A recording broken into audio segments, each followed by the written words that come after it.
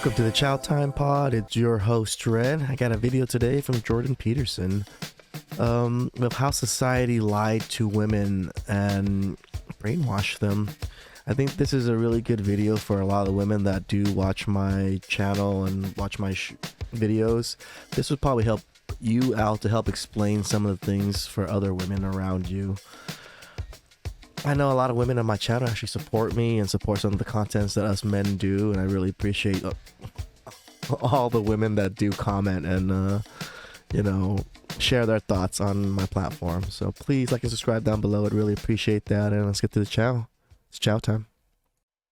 You see the ONS data that came out a couple of weeks ago that said for the first time ever since records began, 50.1% of women are childless by 30. So there are more women without children at 30 than there are women with children. The first time ever. Well, somebody clipped a part of one of my podcasts. It's crazy that's the first time ever since we've kept records of this. I believe it was where I was talking about what our society does to 19-year-old women or 18-year-old women, 19-year-old women. We just lie to them all the time. You know, the first lie is there's nothing more important than your career, more or less by definition. Yeah. So that's the first lie. The second lie is there will be nothing more important to you in your life than your career. So that's the second lie. And then the third lie is there should be nothing more important in your life than your career. Yep. So that's the third lie. And then implicit in that is the idea that children are a burden, and that the idea that women should have children is part of the oppressive patriarchy and should be resisted, and who are men to tell me what I can do with my body, and hey, fair enough, and et cetera, et cetera. Now, I've worked in female-dominated occupations my entire life, and so I've watched women progress through their professional careers at every level of attainment, from the lowest to the highest, and observed what happened, and relatively, I would say, bias-free, because I didn't know. And what I've seen is that as women progress towards their late 20s, there's a psychological transformation. And what happens is that they place less emphasis on their career and way more emphasis, particularly on having a child. And that really reaches a crisis point around 29 or 30 for the vast majority of women, and their attitude flips. And I've seen it flip very dramatically. You hear this from vast majority of women. Yes, he's not saying all women want kids, but I think internally most women do.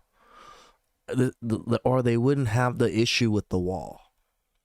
Most women, I think they have issues with the walls because they still want relationships, they still want kids, and they're trying to say that it doesn't exist because they don't want to be out of the dating market to get the men they want and the lifestyle they still need or want.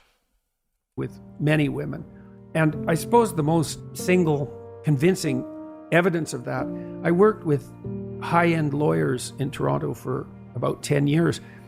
I was part of an organization. We went to law firms, high-end law firms, and said, send us your most productive people, and we'll help them iron out whatever wrinkles there might still be in their life. And the advantage to them is that things will go better for them, and the advantage to you is they'll be even more productive.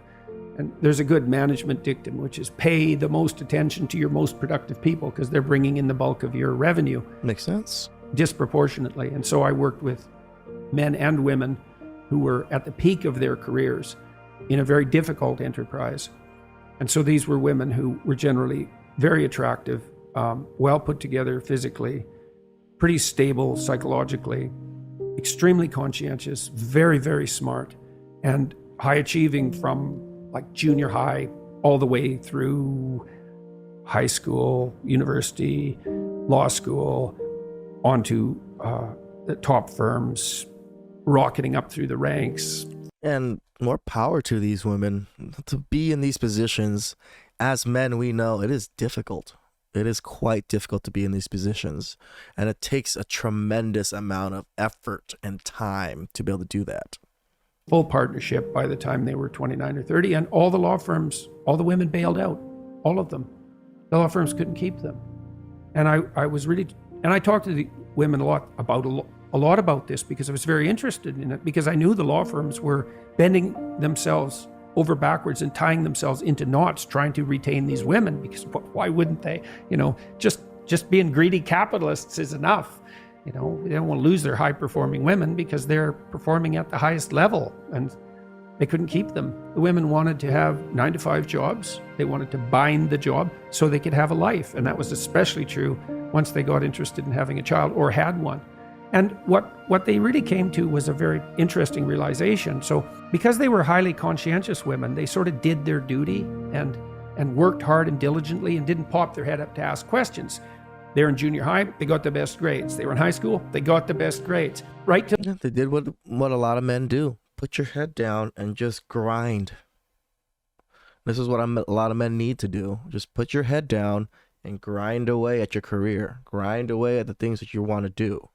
And you'll get successful. So they reached partnership, but that's sort of an apogee, right? You hit partnership in a senior law firm, it's like you're at the top of your profession. Well, then what? Well, so then they looked around and they thought, here I am with all these like hyper-competitive men, perfectly willing to work 80 hours a week nonstop to stay at the top. What the hell are they doing? Because that's the real question. That's the thing that women don't realize, men. Men are savages when it comes to this. 80-hour work weeks to stay at the top of the freaking pyramid. Men are so willing to do it. And they will work their asses to the bone to stay on top of that pyramid. And I don't think a lot of women care enough to drag their knuckles constantly and fight these fights. What is it that characterizes this small percentage of hyper-competitive men? You can assume that that's how everyone should be, but first of all, that isn't how everyone is. Or you can flip that and say, well, there's only a small minority of human beings that are willing to do this, to work flat out 8 hours a week. I mean, they're certainly being paid for it. Let's make no mistake about that. But well, what about the rest of life? Well, that's what the women asked. Why am I doing this? And that's a great question. Well, for men, there's a different answer than for women. It's a really different answer. And it isn't like the men are exactly thinking this through. It's more like this is an integral part of male motivation. Yes. The more successful you are as a man, the more women like you. But the problem that you have now is that as women are getting better educated, with more employment, more status, more prestige, they compete themselves out of their ability to find an attractive mate. Correct. As women raise up through the dominance hierarchy, and this is... Competence hierarchy, sorry. That's okay. Who's going to tell women the equal access to opportunity that you have recently just acquired? Actually, what that's doing is it's making it more difficult for you to find a mate that you're fundamentally attracted to. This is probably the hardest thing for women to your freedom and your choices actually limited you in other aspects of life, and it's a major aspect of life that women are not realizing that it affects. Attracted to. Yeah, well, it does a lot of things. I mean, it does provide women with a lot more opportunity on the economic front. It does decrease their dependency on their mate in relationship to economic security. And countries that are willing to educate women, that's the best predictor of their future economic success. So if you look at developing countries and you want to find out what about a developing country is most likely to predict the fact that they will continue to thrive economically, it's their attitude towards the education of women. And a couple more things. Women's educational status predicts their children's educational status, but men's educational status doesn't. So that's also an important multi-generational effect. That I did not know. That is quite interesting statistics. Someone released a clip of me talking about some of the things we just talked about. And it went out on YouTube Shorts, and it's got like 5 million views in a month or something like that. And the comment section is unbelievably vitriolic. Because every single comment is vitriolic. And it's all from women. It's like, who is this old white bastard telling us what we should do with our bodies? And I wasn't being judgmental. I was just saying exactly what I said to you, which is, well, I've watched women over the entire course of my life with, I would say, an affectionate eye. I love my sister. I love my wife. I have a daughter. Again, this is what I tell women all the time. We love you. As men, god damn, we love women. We love women so goddamn much. I don't think women understand how much we love women. I love my mother. I'm pretty happy about women, all things considered. I don't have an axe to grind in relationship to how they should conduct their lives. I don't even know how they should conduct their lives. I've watched what happens. And I've also watched what happens to women who hit 29 or 30 and then can't conceive. And that is not fate I would wish on anyone. It's awful. And 30% of couples fall into that. 30% of couples have difficulty conceiving. It's a lot. And the probability that you'll have difficulty conceiving increases with age. And so, c'est la vie. But it's very interesting to me to see how vitriolic those comments have been and how uniform that is, because usually on my YouTube channel in particular, 95% of the comments are positive. And this is completely the opposite of that.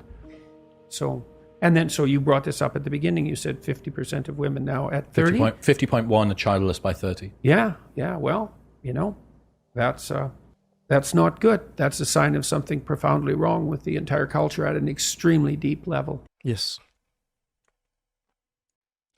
How was that chow? I love Jordan Peterson. Learned so much from that man. Like, I clean my room every goddamn day because of that man. It's what he says is, it makes me sad. The way the man speaks on the subjects, it makes me a little bit sad that women are heading into that direction, and as men, we can't really do much about it. We just have to watch and do our best to help navigate the women around us.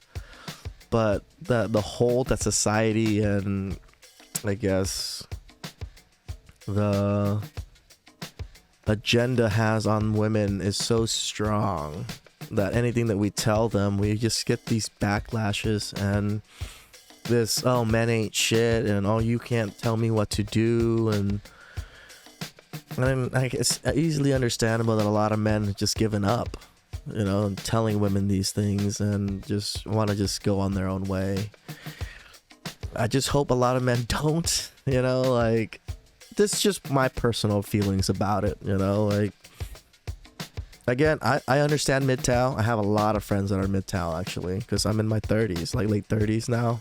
So I have a lot of friends that have divorced, screwed over by divorce, and now they're completely MGTOW. I have a lot of those friends. I'm just not one of them because I still want a family. I still want kids. I still want to pass on my legacy because I see how my family got built. My family got built with everybody having 3 kids, all of my aunts and uncles. My dad had like 11 siblings. A few of them died in the war, and then each of the siblings all have like 2 to 3 kids a pop. And each of my cousins of those siblings are all have 2 to 3 kids a pop also. My father is the only one that doesn't have grandchildren, and I'm the oldest, which I have not provided grandchildren for him. Not that I feel pressure to provide grandchildren whenever I want, but I do want the kids, and I see the benefits of it. And I see if there aren't good parents in society, it makes it kind of tough for society to keep going on. So I wish to be one of those good parents. I'm not saying I'm going to be. That's what I'm working towards. So please like and subscribe down below. I'd really appreciate that. And I'll catch you guys next time. It's chow time.